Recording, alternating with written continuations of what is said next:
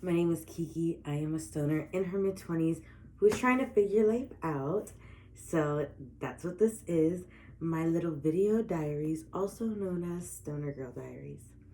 So this morning, I figured we could chit-chat, take a second, and just talk, do a little wake and bake. I don't know what time it is for you. For me, it is still 11 a.m., so technically still awake and bake. I have my coffee here. My ice maker was out of ice, so ignore that. But it is a birthday cake latte. I have my Blazy Susan. Inside of her is Spritzer by Sache. Did fill her up a little bit small because I already seshed when I first woke up at like 7, and I'm going to before the gym and stuff. So this is just a little hangout time.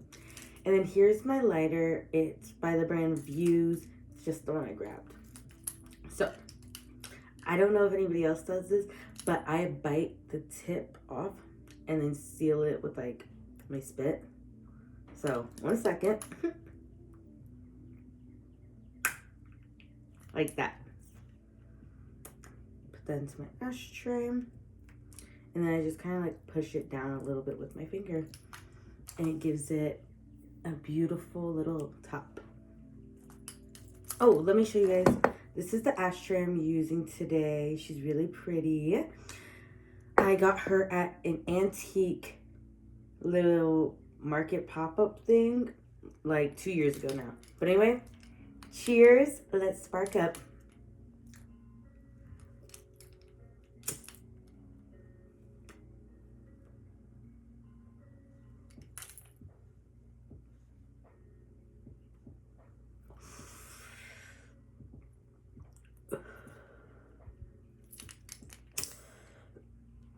I don't know why lately everyone that I roll, whether I roll or it's a cone and I filled, it has been canoeing like a bitch.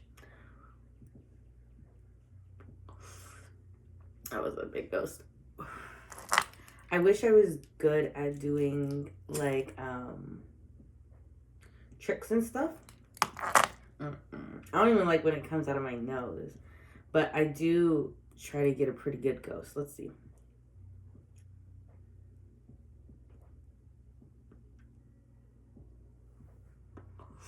That was horrible. But anyway, I figured we could chit chat. I do want this channel to be like video diaries to myself for the public. I just honestly feel like I have a lot of things up here that a lot of other people probably have up in theirs, and they just have no outlet. And so I felt that way for a very long time, like that I had no outlet. And then I started talking to myself, and I realized that was my outlet. So I figured, why not use that outlet and be a little bit more useful with it? Because again, it's probably not just a me thing. Actually, I know it's not, because other people exist in this world. So I figured today we could talk about grief. The day that I'm filming this, it is May 6th. And my mom passed away on May 5th in 2019. And if you know me at all, if you've ever looked at any of my other pages or have ever even had a conversation with me, you would know, like, my mom was my whole life. Like, she was my best friend till the end for sure. We had our rough patches, as any mother and daughter do, and we definitely, like, we're not on the best terms towards the end, but we always knew how we loved and felt about each other. You know what I mean? And I think something that I've realized since getting older is life is truly short. It truly is the shortest thing you will ever experience. That's the longest as well. Because in a blink of an eye, everything happens to you. I think about it all the time. Like, I remember so many birthday parties and stuff like that.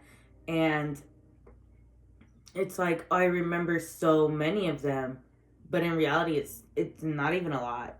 It's not a lot. It's not a lot of memories to have for the amount of time I've lived on this earth, if that makes any sense. And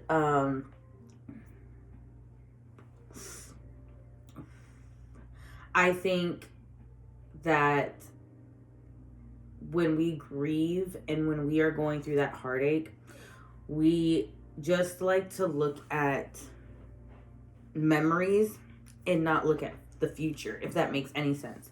So let me try to explain what I'm saying, because honestly, I be talking. I don't know if I ever make sense. But so I remember when my mom passed away, so many people reached out to me and said, "Oh, I remember when this happened. Oh, I remember her for this. I remember her for that." But it's like she doesn't end with a memory. And it's like their life is something to celebrate because life itself is something worth celebrating.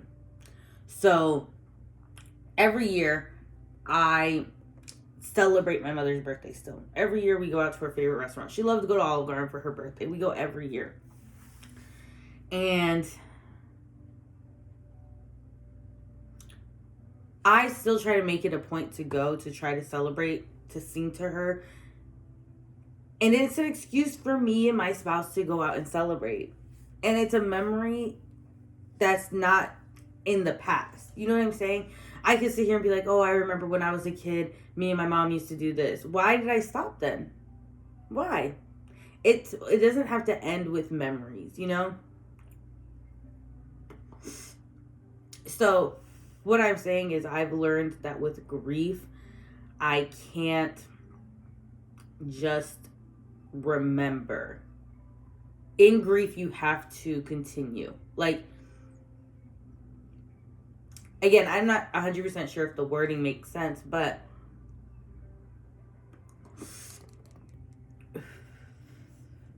a lot of times I see people and I know people and I've done, and there's nothing wrong with this. Let's say that. There's no wrong way to grieve, no wrong way to go about anything. But so many people I know will, at the anniversary, go and take flowers, and they'll cry and they'll be so upset, and they'll just say, "I miss when we used to do this, and I miss when we used to do that." And then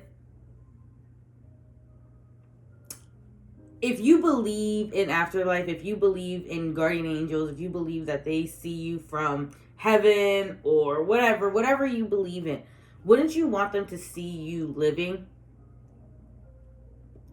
Now, so I go to my mom's grave at least once a year. And I put flowers and I take her favorite food, her favorite fast food. And I sit there and I talk to her and stuff. I do that and I celebrate with my family. I go out to eat. I take my aunts out, my sister out, whatever. I get a piercing. I get a tattoo. I do something and I just celebrate it. I feel like a lot of people just stop at the sadness part of grieving. Yeah, that's the moral of what I'm trying to say. A lot of people stop grieving at the sad part.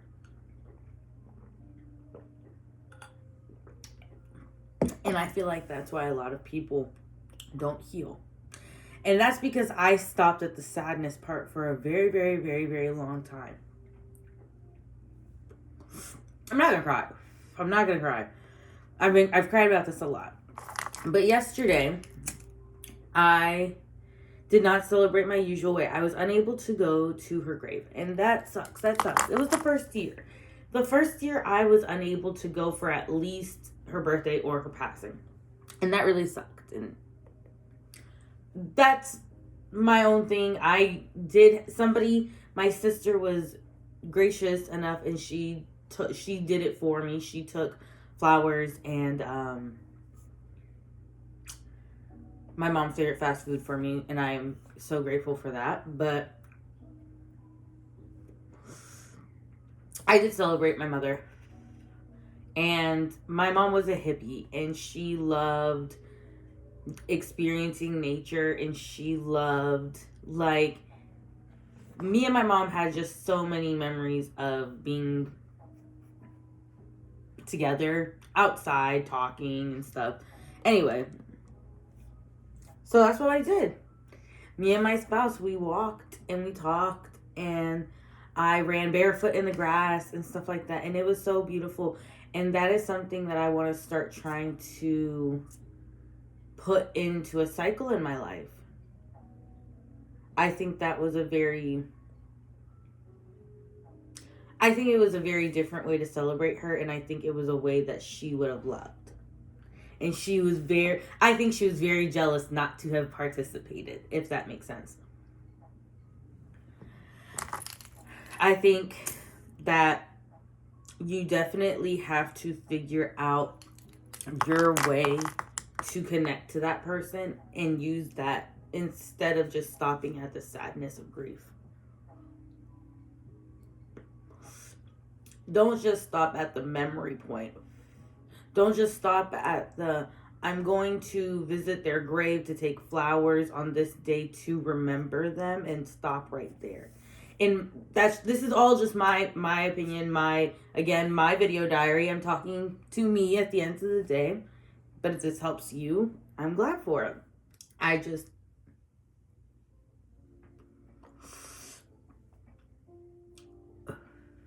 think it's important to celebrate those who can no longer celebrate things. And I think, they would be very appreciative of it at the end of the day. That's just my opinion. I think my mom would have really appreciated the way that her life was celebrated yesterday. By me, at least. I'm not sure how everyone else in my family did or didn't do or whatever, but I can definitely say I love my mom. I miss her every day. I think about her at least 75% of the day. She is and always will be the strongest, most amazing woman I know. And yeah. I mean, for those who are grieving, I am so sorry that you are having to go through this. It's nothing that anyone should ever have to. Every day, it's so crazy to think that it's been 6 years without her.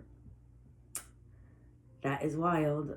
But at the end of the day, those 6 years, I learned a lot of lessons that she would have never been able to teach me if she was still here.